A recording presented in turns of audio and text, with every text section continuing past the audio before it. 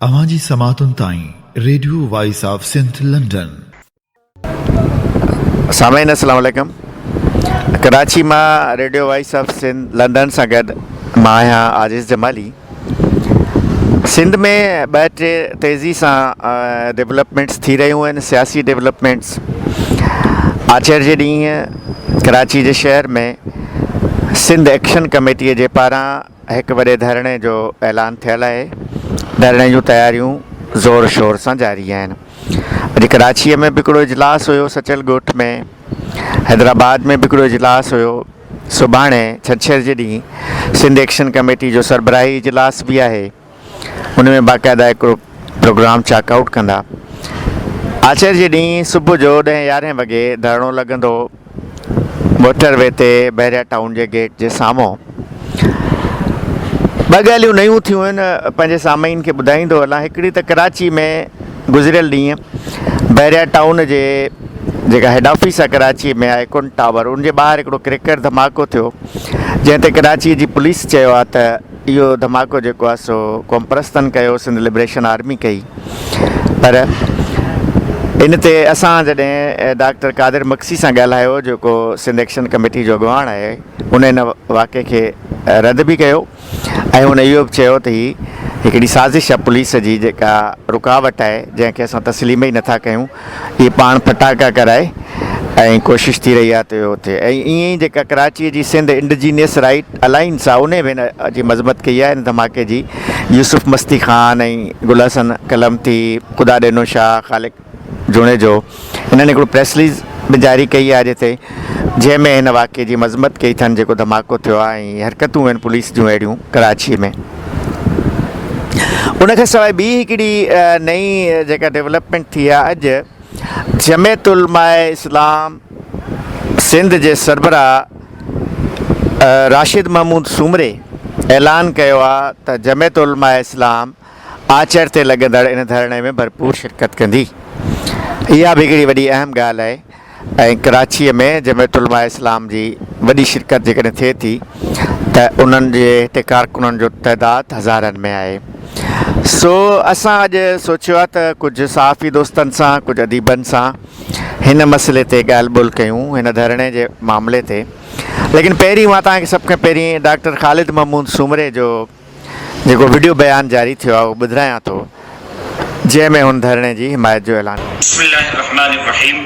जीअं त अवां सभिनी दोस्तनि जे इल्म में आहे त सभा जहिड़ी सिंध हर आए ॾींहुं सूरनि में ऐं वागुनि जे वातनि में आहे।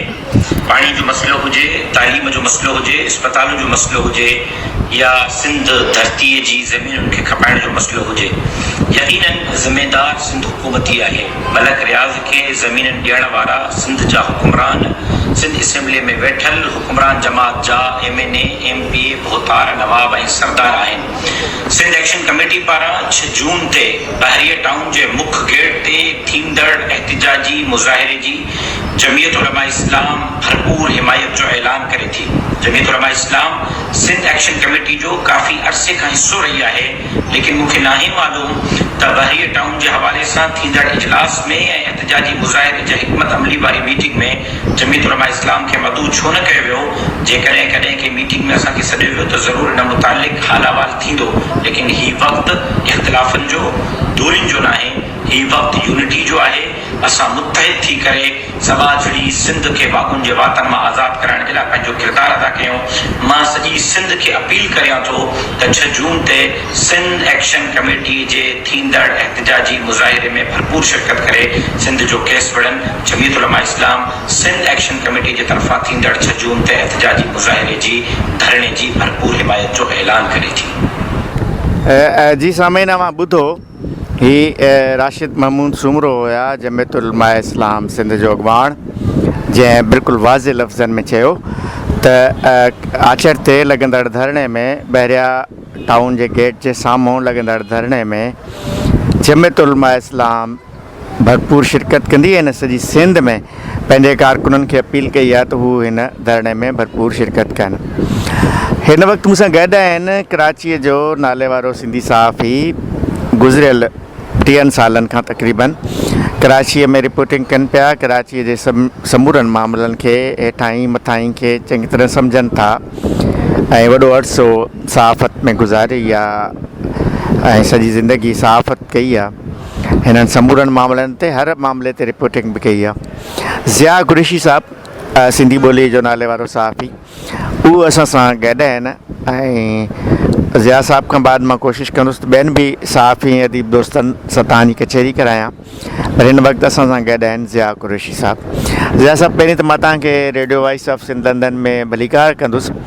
हीअ जेका आचर ते सिंध एक्शन कमेटीअ जे तरफ़ां एहतजाज थी रहियो आहे, धरणो लॻी रहियो आहे ऐं उनखां अॻु ई हिकिड़ो ॾींहुं 2 ॾींहं अॻे धमाको बि थियो आहे, तव्हां इन खे कीअं था ॾिसो? इन धरणे जी कामयाबीअ जा केतिरा इम्कान आहिनि ऐं माण्हुनि जी शिरकत खे कीअं था ॾिसो ऐं धरणे खां अॻु जेके सूरत हाल आहे उनखे कीअं था ॾिसो कराची जे शहर में? अस्सलाम वालेकुम, महिरबानी आजिज़ साहब, तव्हां मूंखे मौक़ो ॾिनो ॻाल्हाइण जो। अच्छा, दरअसल इहा ॻाल्हि मूंखे सम्झ में अचे पई त काफ़ी अरसे खां पोइ सिंध एक्शन कमेटी जे प्लेटफॉर्म ते सिंध जा क़ौम परस्त तोड़े सिंध जा आम माण्हू जेके क़ौम परस्त न बि आहिनि, उहे हिन वॾे तइदाद में शरीक थी रहिया आहिनि ऐं काफ़ी अरसे खां पोइ सॼी सिंध ॼणु तहरक में नज़र पई अचे। अच्छा, अॼु खां 15-20 साल अॻु असां ॾिसंदा हुआसीं त मुख़्तलिफ़ इशूज़ जेके सिंध जे हवाले सां थींदा हुआ, जॾहिं सिंध में धारियुनि जी आबादी, सिंध में बिहारियुनि जी आमद या सिंध में फ़ौजी छावनि जे ख़िलाफ़ु जेके तहरीकूं हलियूं पिए, उन्हनि में वॾो जोश ऐं विलविलो हूंदो। उनखां पोइ हाणे मूंखे वरी सम्झ में अचे पियो त हीउ जेको बहरिया टाउन आहे उन जे ख़िलाफ़ु जेका ही जदोजहद शुरू थी आहे, उन में वॾो तहरक नज़र अचे पियो ऐं माण्हुनि जे इन इहे जोश जज़्बे मां मूंखे लॻे थो त छाकाणि मुंहिंजो तजुर्बो बि आहे इन्हनि शयुनि सां त आचरे ॾींहुं वॾो कठ थींदो ऐं वॾो जलसो थींदो सिंध जे माण्हुनि जे हक़नि जे लाइ। असां इहो नथा चाहियूं त बहरिया टाउन न हुजे, ठीकु आहे, हुजे, पंहिंजी जाइ ते आहे, पर इन जो मक़सदु इहो न आहे त तव्हां सिंध जा जेके ॻोठ आहिनि, क़दीम आबादियूं आहिनि, हाणे तव्हां उन्हनि खे उथारे उन्हनि ते कब्ज़ा करे उन्हनि ते पंहिंजो राज क़ाइमु कयो। इहा इंतिहाई नाइंसाफ़ी आहे ऐं सिंध जा माण्हू इन शइ खे क़बूल न कंदा। ऐं मुंहिंजो हिकिड़ो ॿियो बि ख़्यालु बि आहे, मशवरो बि आहे त हीअ जेका तहरीक शुरू थी आहे, जेके जंहिंमें नाले वारा क़ौम परस्त बि शामिलु आहिनि, सिंध जो सुजाग माण्हू बि शामिलु आहे, इन तहरीक खे हाणे इनशाला इहा कामयाबु थींदी, पर इन तहरीक खे अॻिते वठी हलणु ज़रूरी आहे। सिंध जा ॿिया केतिरा ई मसइला आहिनि, सिंध में पाणी जी खोट आहे, सिंध जो उहो मसइलो आहे ऐं सिंध में उहा ई धारियुनि जी यलगार आहे, इहो मसइलो आहे, सिंध जे जीअण मरण जा मसइला आहिनि, कालाबाग डैम जो मसइलो आहे, चश्मा झेलम लिंक कैनाल जेको नाहे हलणो सवाइ ॿोॾ जे सिलसिले में, ॿोॾ जे मौक़े ते हलाइणो आहे, उहो 24 कलाक हले पियो। वरी इरसा या पंजाब जी या वफ़ाक़ जी हट धर्मी आहे त उते ई बयानु जारी करे इहो चयो पियो वञे त न, इहा ग़लति रिपोर्टिंग पई थिए। ऐं उनखां अलावा NFC जे हवाले सां अरबें रुपया जेके सिंध जा नथा ॾिना वञनि, मुंहिंजो ख़्यालु आहे त इहा हाणे तहरीक हलणु शुरू खपे इन सभिनी इशूज़ ते। मूंखे अफ़सोस थियो त सिंध असेंबली जो 2 ॾींहंनि खां इजलास में जारी हुयो, जेको मुल्तवी थियो, वरी जुमे ते शुरू थियो, उन में जेका ॻाल्हि कई वई MQM जे पारां त कराचीअ ते सिंध जे ॿियनि ज़िलनि जो भार आहे, जिन जो स्टेक बि न आहे, उहे जेके असां ते राज पिया कनि, कराचीअ ते राज पिया कनि। जॾहिं उन्हनि खां सवाल कयो वियो त सिंध में धारियुनि जी आबादी आहे, ॿियनि सूबनि जा इलीगल ऐं उनखां अलावा इलीगल इमिग्रेंट्स बि अचनि था, उहे बि आहिनि, उन्हनि लाइ छा चवंदा, त उन्हनि लाइ उन्हनि वटि को बि जवाबु कोन्हे को, ऐं फ़क़ति इहो बहानो बनाए त कराचीअ ते सिंध जे बाक़ी ज़िलनि जा माना सिंधी हुन जे लाइ ॿार पिया नज़र अचनि। ऐं पाणी जो वॾो इशू आहे, उहो हुनखे नज़र न पियो अचे। बहरिया टाउन जो वॾो इशू आहे, जेको सिंध जे क़दीम आबादियुनि खे ड्राहे पट करे ऐं जेको नयूं साज़िशूं तयारु पयूं कयूं वञनि उहे हिनखे नज़र न पियूं अचनि। मुंहिंजे ख़्याल में हाणे सिंधी माण्हू सुजाग थी विया आहिनि ऐं सिंध ख़िलाफ़ु साज़िशूं बर्दाश्त न कंदा ऐं इहा तहरीक हलणु शुरू थी वेंदी। अच्छा ज़िया साहब, तव्हां हिकिड़ी सुठी ॻाल्हि कई आहे। हूअं त इशूज़ तमामु घणा आहिनि, हुन ते यकीनन बहस थियणु खपे, पर जीअं त अॼु पाण कोशिशि कंदासीं त ही जेको आचार ते धरणो आहे बैरिया टाउन जे ख़िलाफ़ु हुन ते फोकस रखूं। पर हिकिड़ी ॿी तव्हां नई ॻाल्हि कई त वॾे अरसे खां पोइ सिंध एक्शन कमेटी जे प्लेटफॉर्म ते सिंधी क़ौम परस्त गॾु आहिनि, पर अञा बि उन में काफ़ी क़ौम परस्त धुरियूं बि शामिल न आहिनि। मसलन अयाज़ लतीफ़ अली जो हिन में शामिल न आहे, ॿिया बि खोड़ अहिड़ा क़ौम परस्त अॻवान आहिनि या धुरियूं आहिनि, उहे हिन में शामिल न आहिनि। इलेक्शन में हमेशह असांखे चवंदा आहिनि त क़ौम परस्तनि खे वोट न मिलंदो आहे, हीअ न थींदो आहे, पर हिन एक्शन कमेटीअ खे तव्हां छा था सम्झो अञा वधीक वसी करणु घुरिजे, अॻिते पंहिंजी जदोजहद खे सिर्फ़ु बैरिया टाउन ताईं न पर अॻिते बि जारी रखणु घुरिजे। सिंध जा जेके तव्हां जिन इशूज़ जी ज़िक्र कयो आहे जिन्हनि जो, उन्हनि ते बि जदोजहद जारी रखणु घुरिजे। इन हवाले सां तव्हां छा चवंदव? मां अॻु में इहा ॻाल्हि करे वियुसि ऐं मूं अपील या मशवरे तौर ते एक्शन कमेटी तोड़े ॿियनि बाशऊर माण्हुनि जी आॾो इहा ॻाल्हि रखी अॻ में ॻाल्हियुनि में, ऐं ख़ुदि इहा ॻाल्हि चाहियां थो त इहा तहरीक थी हले ऐं इहो जेको क़ौम परस्तनि ते लेबल आहे त क़ौम परस्त नथा खटी अचनि। अच्छा, जेकॾहिं क़ौम परस्त हिकु प्लेटफॉर्म ते इन तरीक़े सां गॾु थींदा ऐं इन जिदोजहद खे अॻिते जारी रखंदा त मुंहिंजे ख़्याल में इहो लेबल बि ख़तमु थी वेंदो, छाकाणि त सिंध जो या सिंध जे क़ौम परस्तनि जो गॾियल तौर ते हिकिड़ो ई इशू आहे, उन में धार न आहे। ऐं मुंहिंजे ख़्याल में ॿियनि क़ौम परस्तनि खे बि जेके न आहिनि शामिल, उनखे बि हिन सिंध जे अहम इशू ते गॾु थियणु खपे ऐं उनखां पोइ सिंध जा मसइला गॾिजी हल करण लाइ जिदोजहद खे जारी रखणु खपे। वॾी महिरबानी अव्हां जी मोहतरम ज़िया कुरैशी साहब। ज़िया कुरैशी साहब पंहिंजे ख़्यालनि जो इज़हार कयो, सीनियर सहाफ़ी आहिनि कराची जा, ऐं ख़ासि तौर ते हीअ जेके क़ौमी हक़नि जूं जदोजहदूं आहिनि उन्हनि में हमेशह ही शामिल रहिया आहिनि ऐं उनजी रिपोर्टिंग कंदा रहिया आहिनि। ज़ाहिर असां सहाफ़ी बुनियादी कमु त असांजो इहो हूंदो आहे रिपोर्टिंग करणु, पर लाज़मी आहे हिननि जदोजहदनि में असांजो किथे न किथे को किरदारु बि हूंदो आहे। ज़िया कुरैशी साहब उन में शामिल आहे। सो असां पंहिंजी हिन ॻाल्हि खे अॻिते वधाईंदासीं ऐं अॻिते था हलूं त हिन ई मसइले ते आचर जे ॾींहुं जेको धरणो लॻे पियो बैरिया टाउन जे ख़िलाफ़ु, बैरिया टाउन जे मेन गेट ते सिंध एक्शन कमेटीअ जे पारां हिन ते पंहिंजी ॻाल्हि जारी आहे। सामिन, इहो आचर ते जेको धरणो लॻे पियो सिंध एक्शन कमेटीअ जे पारां, उन ते पंहिंजी ॻाल्हि जारी आहे। हिन धरणे जो हिकिड़ो पार्ट त सिंध एक्शन कमेटी आहे, ॿियो पार्ट कराचीअ जी सिंध इंडिजीनियस राइट्स अलाइंस आहे ऐं हिन जा दोस्त गुज़िरियल सॼे हफ़्ते खां मुख़्तलिफ़ ॻोठनि जा दौरा कनि पिया, माण्हुनि खे तयारु पिया कनि ऐं इन अलाइंस जो सरगर्म साथी असांजो सिंध जो नाले वारो मुहक़िक़ गुल हसन कलमती साहब आहिनि, जेको हिन वक़्तु मूंसां गॾु आहिनि। त इन आचर ते धरणो कीअं लॻंदो, छा थींदो, इन जा तफ़सील पाण गुल हसन कलमती खां था वठूं। गुल हसन साहब, थोरो ही radio voice of Sindh London जे ॿुधंदड़नि खे इहो ज़रूरु आगाह कजो तव्हां त आचर ते जेको धरणो लॻे पियो बैरिया टाउन जे ख़िलाफ़ु, उन जे बारे में, उन जी तफ़सील, इहो कीअं लॻंदो, छा थींदो, माण्हुनि जो जोश जज़्बो कीअं पिया ॾिसो? जी महिरबानी। ॻाल्हि इहा त हीअ सिंध एक्शन कमेटी जे पारां आहे धरणो ऐं सिंध इंडिजन राइट लाइन जी भरपूर सपोर्ट कई आहे ऐं इहो धरणो 12 बजे टाइम ॾिनल आहे त काफ़िला जेके हैदराबाद खां ईंदा उहे सभु गॾु ईंदा, जेके पार्टियुनि वारा उहे गॾिजी काफ़िले जी सूरत में ईंदा, पंहिंजो अंडरपास खां थी ऐं पोइ पंहिंजे बैरिया जे गेट जे साम्हूं ऐं ॿिया कराची वारा काफ़िला जेके आहिनि उहे उस्मानिया होटल खां पोइ वेंदा गेट जे तरफ़। इहो तय थियल आहे। इंडिजन ते जेके दोस्त आहिनि उहे काठोड़ पुल खां जमा थी उतां खां वरी काफ़िले सां गॾु ईंदा 12 बजे ते। ऐं इहो धरणो जेको अॼु इंतज़ामी कमेटी गॾिजाणी उन में आहे त इहो 6:30-7 ताईं या उनखे ख़तमु करणो, लाइटिंग वग़ैरह जो मसइलो आहे उते, इन करे उहो धरणे खे 7 बजे ताईं हुननि जो इरादो त ख़तमु थिए त जीअं पंहिंजो अॻो वापसि असांजे ॻोठ वञे, हिनखे कंटिन्यू कंदा, उते अनाउंस थींदा शायदि, ज़ाहिर जेको प्लानिंग कंदा त इहो बाक़ी माण्हुनि में आहे जोश आहे, जज़्बो आहे इहो।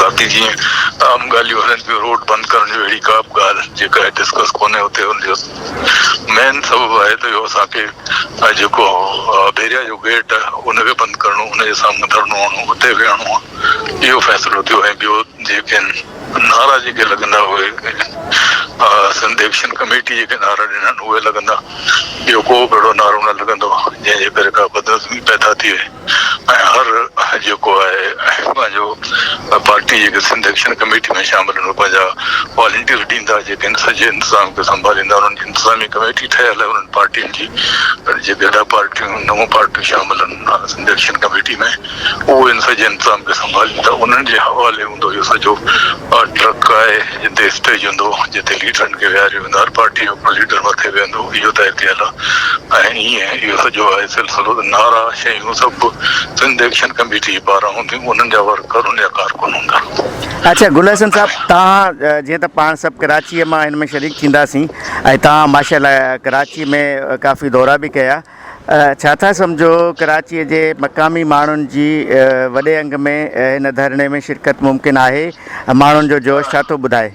बिल्कुलु आहे पर ॿिए पासे तव्हां ॾिसो था सोशल मीडिया ते हितां जा माण्हुनि खे ख़ौफ़ ॾियारण जे लाइ हितां जे माण्हुनि खे हिन ॻाल्हि खे ॿिए पासे कन्वर्ट करण जे लाइ तव्हां ॾिसो पिया बाक़ाइदा माण्हू लाहिया विया आहिनि सोशल मीडिया में ऐं जेके हितां जा ई माण्हू आहिनि जेके तव्हांखे पाण ख़बर हूंदी उहे जेके आहिनि पहिरियां जा जेके दलाल आहिनि उन्हनि जे तरफ़ां सोशल मीडिया में बिल्कुलु उन जवाब बि माण्हू ॾियनि पिया ज़बरदस्त नमूने सां त उन बावजूदि माण्हुनि में जोश आहे जज़्बो आहे सॼे कराची पर ईंदे घगर ईंदे ॿी तोसा करे ठटे ताईं असां विया आहियूं माण्हू ईंदा ज़रूरु ऐं शामिल थींदा ऐं मूं पहिरियों दफ़ो ॾिठो त माण्हू में उहो जो लियारी जा दोस्त आहिनि उहे बि अचणु चाहींदा उहे बि ईंदा ऐं हिन खां अलावा जे ट्रेड यूनियन जेके दोस्त आहिनि असांजा उहे बि राब्ते में आहिनि इंसानी हक़नि जूं तंज़ीमूं जेके कमु कनि थियूं उहे बि राब्ते में आहिनि पंहिंजे सिंध एक्शन कमेटी सां उहे बि ईंदा त उमेदु आहे त कराची खां हिन दफ़े सुठो हिकिड़ो रिस्पॉन्स मिलंदो हिन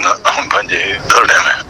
अच्छा गुल हसन इहो छा था ॾिसो त ही पुलिस जे पारां नंढियूं नंढियूं हरकतूं बि थियनि पियूं शहर में हिन धरणे खे रोकण जी या रुकावटूं विझण जी त का ॻाल्हि न आहे पुलिस जे पारां या हुकूमत जे पारां? इहो ई आहे असां पहिरीं सभिनी खे कंडेम कयो त असांजो हिननि धमाकनि सां फटाकनि सां को वास्तो कोन्हे सभिनी पार्टियुनि अॼु बि जेके सिंध एक्शन कमेटी उन इंडिजिनस राइट लाइन्स बि इहा ॻाल्हि कई पहिरीं ॻाल्हि इहा त इहो हिनखे ॿिए तरफ़ बि ॾिसणु खपे त छा इहो पंहिंजे बैरिया टाउन जे इंतज़ामिया मलिक रियाज़ जे पारां त कोन्हे त ईअं करे माण्हुनि में ख़ौफ़ पैदा कयो या माण्हुनि में गिरफ़्तारियूं पैदा करियूं माण्हुनि खे केस दाख़िल करियो त माण्हू हिन मूवमेंट जो हथु खणनि त हिन तरफ़ बि ध्यानु ॾियणु खपे पुलिस खे त ईअं त कोन्हे इहो सॼो ड्रामो हुननि जो पंहिंजो कयल हुजे त हिन सॼे धरणे खे डिस्टर्ब करण जे लाइ माण्हुनि में ख़ौफ़ पैदा करण जे लाइ ऐं पोइ वरी गिरफ़्तारियूं थी माण्हू हिन मूवमेंट मां सॼे मां हथु खणी वञनि इहे ॻाल्हियूं थी सघनि थियूं।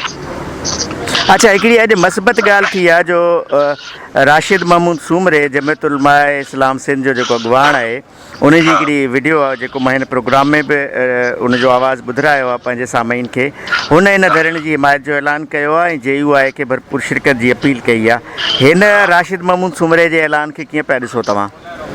सही आहे सुठी ॻाल्हि आहे असां चऊं त सभु जेके आहिनि धुरियूं आहिनि सिंध में जेके सियासत कनि थियूं उन सभिनी खे अचणु खपे छाकाणि त हीउ सिंध जो मसइलो सिंध जे डेमोग्राफी तब्दील थींद जो मसइलो इहो मलीर जो कराची जो मसइलो त कोन्हे हिते मलीर जे ज़मीननि जो मसइलो कोन्हे इहो मसइलो जेको इंटरनेशनली मसइलो आहे इहो मसइलो सिंध जे बका जो मसइलो हिन करे सभिनी पार्टियुनि खे अचणु खपे ऐं असांजे सिंध एक्शन कमेटी जे दोस्तनि खे सभिनी खे वेलकम करणु खपे छाकाणि त धरणे जो ऐलान उन्हनि कयो आहे ऐं उन्हनि खे उन्हनि अॼु पंहिंजे प्रेस कॉन्फ्रेंस में अपील कई त इहे सिंध खे त जेके अची शामिल थियनि पार्टी जा दोस्त शामिल थियनि उन्हनि सभिनी खे अपील कई आहे ऐं मूंखे उमेदु आहे त इहे दोस्त हुनखे वेलकम बि कंदा ऐं सुठे नमूने सां उहे माण्हू आणींदा ऐं शरीक थींदा।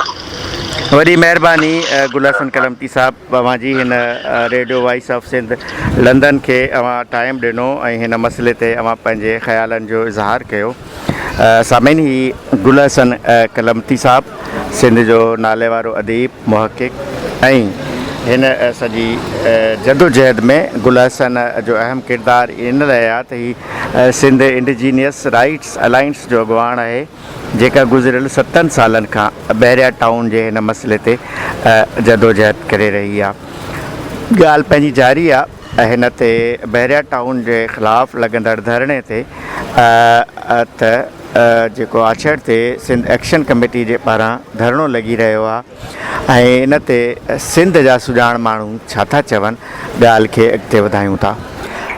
सामिन तव्हां ॿुधो पिए त असां ॻाल्हायो पियोसीं बहरिया टाउन जे मसइले ते जेको आछर जे ॾींहुं धरणो लॻे पियो सिंध एक्शन कमेटी जे पारां ऐं तव्हां ॿुधो सहाफ़ियुनि खे ॿुधो सिंध इंडिजीनस अलाइंस जे अॻुवाण गुलहसन कलमती खे धरणे जे शेड्यूल जे बारे में ॿुधो। हिन वक़्तु असां सां गॾु आहिनि हीउ उहो माण्हू आहे जेको सदाईं सिंध जे हक़नि जे बारे में गुज़िरियल 30 सालनि खां मां बि ॾिसंदो पियो अचां। जॾहिं को बि जदोजहद थींदी अॻियां अॻियां हूंदो कराची जो क़दीमी बाशिंदो आहे। इलाही बख़्श बिकक असां सां गॾु आहिनि जेको हूअं त जीअं सिंध क़ौमी महाज़ कराची जो अॻुवाण आहे पर उन सां गॾु हीअ जेका सिंध इंडिजीनस अलाइंस आहे उहो पहिरें ॾींहं खां वठी उन में बि शामिल आहिनि। इलाही बख़्श साहिबु कीअं पिया ॾिसो आचर जे ॾींहुं जेको मेलो मचे पियो बहरिया टाउन जे गेट ते, छा था सम्झो कराची जे मक़ामी माण्हुनि जी शिरकत ऐं मजमूई तौरु सॼे सिंध जे अवाम जी शिरकत छा चवंदो? साईं पहिरियां त तव्हांजी वॾी महिरबानी जो तव्हां मूंखे पंहिंजे चैनल ते दावत ॾिनी ऐं जेको कमेंट जे लाइ रखियो। असल में 6 तारीख़ ते इहो जेके दोस्त चवंदा त बाबा कराची में कॉन्फ्रेंस जेके आहिनि जदोजहद में न आहिनि, इहो सिंध एक्शन कमेटी जो जेको ऐलान आहे इंशाअल्लाह ताला असां मुकमल जदोजहद में आहियूं। टोटल सॼी सिंध उथली पवंदी ऐं कराची जे बि ॻोठ जेके बि नंढा नंढा ॻोठ आहिनि, अॼु बि मां हिन पासे नंढनि ॻोठनि ते मोयदान ऐं कंड जंग खार गडाफ खां अंदरे वारे पासे ॾे ओरियो साकड़ तक़रीबन बलोचिस्तान सां टच साकरण वारे ओरे पासे खां थी आहे। माण्हुनि में जज़्बो आहे, माण्हुनि में जेका मायूसी हुई उहा हाणे ख़तमु थी आहे। माण्हू इहो सोचनि था त हाणे कॉन्फ्रेंस असांजो साथ ॾियनि था त उन हवाले सां माण्हू पंहिंजे तौर ते हर को बाबा तव्हांखे कुझु खपे न बाबा असां गाॾी बि पाण कंदासीं, असांखे सिर्फ़ु झंडा ॾियो या कोड़ो ॾियो, त तमामु सुठो जज़्बो आहे। ऐं इहो जज़्बो जेको आहे इहो तव्हां दोस्तनि जे करे ख़ासि करे सिंधी मीडिया ऐं तव्हां जेको सोशल मीडिया तव्हां दोस्तनि जेको इहो ममण मचायो आहे ऐं मलिक रियाज़ ऐं बहरिया टाउन ख़िलाफ़ु, ऐं इन में असां मां त यानी 2014 खां जॾहिं इहो मलिक रियाज़ जेके एजेंट हुआ जेके माण्हुनि खां ज़मीनूं वठंदा हुआ त बाबा ख़ाली कागर ॾियो बाक़ी ज़मीनूं तव्हांजूं हुते आहिनि, उन वक़्त खां लॻा पिया आहियूं। ऐं उन ॾींहंनि में तव्हां ॾिठो शुरूआति ॾींहंनि में इहे जेके धरती दड़ी जेके इंडिजिनस माण्हू आहे जेके मक़ामी माण्हू आहे उहो ॿारी कोन था निकिता। अॼु बि कुझु अहिड़ा आहिनि जेके उन्हनि जा एजेंट आहिनि, उन्हनि माण्हुनि खे फेर फार कनि था ऐं उन्हनि चवनि था त हीउ कुझु बि न थींदो, एतिरो ॾिजो ॿिए ॾिजो। ऐं असां मुकमल पुरोमीद आहियूं ऐं जेको 6 तारीख़ ते जेको थिए थो उन जे लाइ तव्हां पाण सोचे बि तसवर बि नथा करे सघो त एतिरो माण्हू तली लखनि जी तादाद में माण्हू ॿाहिरि निकिरंदा। ऐं असां बाक़ाइदा हुते इंतज़ाम बि कया आहिनि। कल्ह असांजी चोॾहीं हुते बहरिया टाउन जे गेट ते असां मीटिंग कई हुईसीं त धरणे जी जॻह उनखे चॉइस कयोसीं ऐं बाक़ाइदा हुते असांजी हुते माऊं भेणूं बचा जेके लेडीज़ ईंदी असां बाथरूम जो मोबाइल जो बंदोबस्तु कयो आहे, उते उन्हनि जे वेहण जो बंदोबस्तु कयो आहे। काफ़ी दोस्तनि पाणी जी बोतलूं को 10,000 बोतलूं ॾिए थो त को 50,000 बोतलूं ॾिए थो त को जूसनि जी ऑफर करे थो। बहरहाल इहे वॾो जज़्बो आहे ऐं वॾो सिस्टम आहे। ऐं इंशाअल्लाह ताला ईअं अगरि असां मुतहद रहियासीं, अगरि ईअं असां जदोजहद में रहियासीं त कराची जेको चवनि था न कराची और सिंध कराची 1-2 चवनि था ऐं सूबे जी ॻाल्हि कनि था, उन्हनि जे बि हिकिड़ो मौत ते हिकिड़ो बूंदो हूंदो ऐं उहे पाणी उनखे ख़बर पवंदी त धरती घणी जॻह आहिनि ऐं कराची खां कश्मीर ताईं हेॾा सखर खां हेॾा किंजर खां कारूंजर ताईं ऐं हिते कराची जे कुंड गगर खां वठी हाक्सबे ताईं हब ताईं सभु माण्हू जूं जेके नज़रूं 6 तारीख़ ते लॻल आहिनि, 6 तारीख़ धरणे में आहिनि।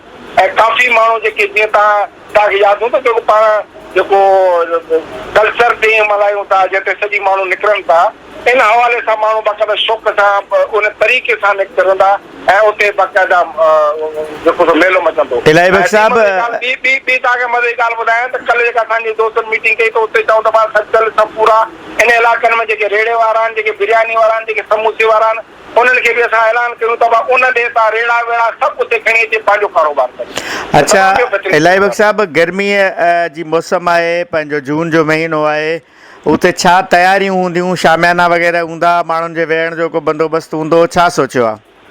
साईं शामियाना बि आहिनि, हेठि जे लाइ कालीन बि आहिनि ऐं बाक़ाइदा हुते स्टेज बि आहे ऐं असांजे माइनि भेणनि जे लाइ बि सॼो ख़ासि स्पेशल बंदोबस्तु कयो आहे। पाणनि जे लाइ बि पंहिंजा असांजा दोस्त सलेमान जतोई वारा जेके आहिनि या ॿिया दोस्त काफ़ी दोस्तनि त उन्हनि मदद कई आहे शामियान वग़ैरह जी। ऐं असां बि लॻा पिया आहियूं। कई तव्हां जहिड़ा ॿार दोस्त आफ़र पिया कनि, पोइ चए थो बाबा असां ते रखो, असां सभु खणी अचण लाइ पिया आहियूं।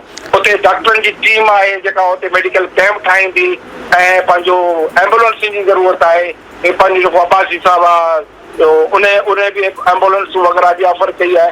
ऐं काफ़ी घरियल आहे। तव्हां हिकिड़ो सोचे बि नथा सघो त इहो छो जो इहो हिकिड़ो जज़्बो आहे। धारियुनि जी आबादकारी जेका वधंदी पई वञे, जेके धारिया सिंध में आबाद पिया थियनि, उन्हनि जे लाइ इहो हिकिड़ो वॾो पुंजो हूंदो। ऐं हिन जदोजहद खां पोइ हर माण्हू मुतहरिक हूंदो। पोइ कश्मीर खां वठी कराची ताईं जेको बि धारियो हूंदो उहो सोचे सम्झी के सिंधी जी ज़मीन ते वेहंदो ऐं कब्ज़ो कंदो। ऐं जॾहिं हेॾो वॾो मल्क रियाज़ जेके माण्हू मांगर में चवंदा, जंहिंजे लाइ तव्हांखे यादि हूंदो जॾहिं असां 2013-14 में जॾहिं असां तहरीक शुरू कई त माण्हुनि चयो त बाबा तव्हां जबल में मथो था हणो। अॼु उहो जबल किरी झुरी वियो आहे ऐं अॼु जबल जेको सो तमामु परेशान आहे ऐं जबल जा हामी जेके आहिनि उहे बि तमामु परेशान लॻा पिया। अच्छा, हाणे आख़िरी सवाल मुंहिंजो इहो आहे त हीअ जेका सूरत हाल आहे, हीअ सुभाणे आचर ते जेको पाण धरणो पियो लॻे 6-8 कलाकनि जो, इन धरणे में जेकॾहिं मसइलो हल नथो थिए, लाज़मी आहे हीअ जेके ज़मीननि ते कब्ज़ा आहिनि, ॻोठनि ते वालार आहे, इहो इन धरणे में त ख़तमु न थी सघंदो। ऐं जेकॾहिं मलिक रियाज़ पोइ ते न हटंदो त अॻिते छा कंदो? इन हिकिड़े धरणे सां त कमु न थींदो। छा ख़्यालु आहे सिंध एक्शन कमेटी छा थी सोचे हिन ते? साईं वॾो तमामु मसइलो आहे। ॾिसो ॾाढो धरणो बि इहो पाण जेको असांजो 11 खां वठी 8 कलाकनि जो धरणो आहे, इहो बि तारीख़ी धरणो हूंदो।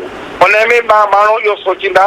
ऐं दर लाहियल तव्हांखे ज़ुल्फ़िकाराबाद हो, ज़ुल्फ़िकाराबाद लाइ शहीद बशीर ख़ान धरणा आया कयासीं, नेठि उनखे ख़तमु कयो वियो। ऐं तव्हां ॾिठो त कालाबाग जे लाइ जेका जदोजहद हली हुई उहा बि नेठि असांजी जदोजहद ख़तमु थी। ॿियो निज़ाम हो त नेठि इन लाइ बि अॻे धरणे खां पोइ उते ई जेको सो जेके बि सिंध एक्शन कमेटी बाक़ाइदा लाइमल आईंदा जो ऐलान कंदी ऐं हिनखे हिते न छॾणो।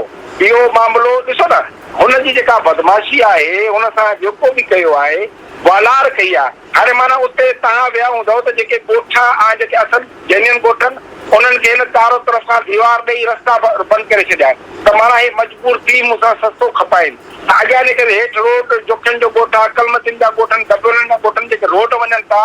ऐं कल्ह मूंखे हिकिड़ो दोस्त ॿुधायो त इहे जेके बि अंदरि तव्हां ॾिसो रोड रस्ता आहिनि, इहे मली डेवलपमेंट अथॉरिटी ऐं जेको टाउन कमेटी जेका ॿियनि माण्हू आम माण्हुनि जे जेका फंड हुआ पीपुल्स पार्टी वारनि उहो इस्तेमालु करे हिनखे रोड ठाहे ॾिना।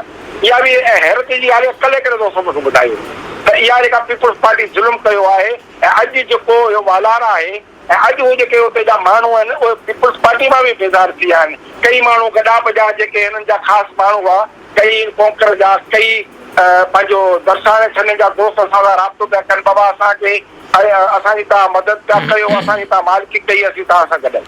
छा था सम्झो हुकूमत जो छा रवैयो हूंदो हिन धरणे जे लाइ?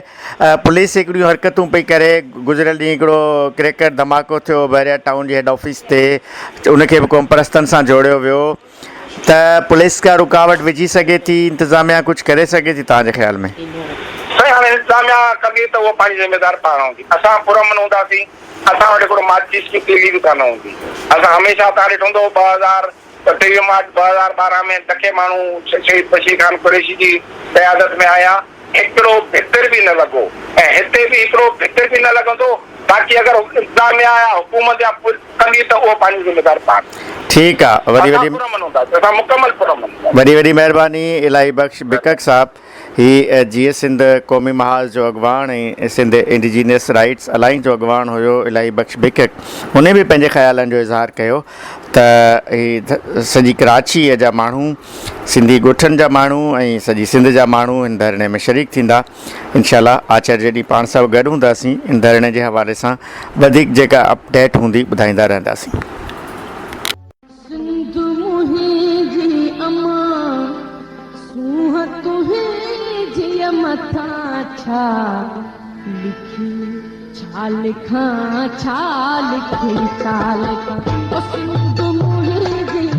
दुनिया जा सिंधियो हिक मुठ थी सिंध बचायो।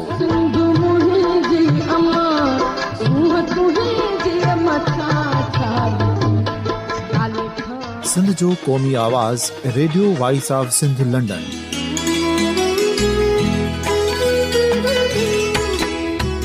Radio voice of Sindh London पंहिंजी नशरियात में सिंध जी सियासत, समाज, इक़्तिसादियात, तारीख़, क़ौमी उमंगुनि ऐं अख़लाक़ियात मुतलिक़ सिंध जी हक़ीक़ी तर्जुमानी कंदे प्रोग्रामनि खे असराइतो बणाइण लाइ सिंध जे घण घुरनि ऐं धरतीअ सां प्यार कंदड़ अदीबनि, दानिश्वरनि, सहाफ़ियुनि, उस्तादनि, वकीलनि ऐं हर तबिके जे मानवारनि सजणनि खे सिंध में शऊरी इनकलाब लाइ सहकार जो सॾु ॾियूं था। अचो त गॾिजी सूफ़ियुनि ऐं संतनि वारी सिंध जो ओज हिकु मुठ थी वरी वापसि आणण वारे सफ़र जा साथारी बणिजऊं।